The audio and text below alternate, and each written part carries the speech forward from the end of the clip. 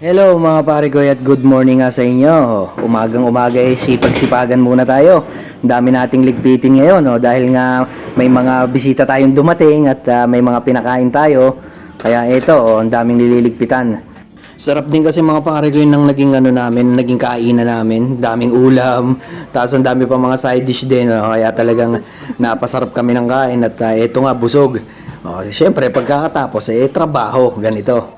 At ito, ngayon naman nga ibang project naman to. Ayusin naman natin ang kulungan ng ibon natin. Para para hindi makalabas at nilagyan nga natin ng ng magandang paitlugan.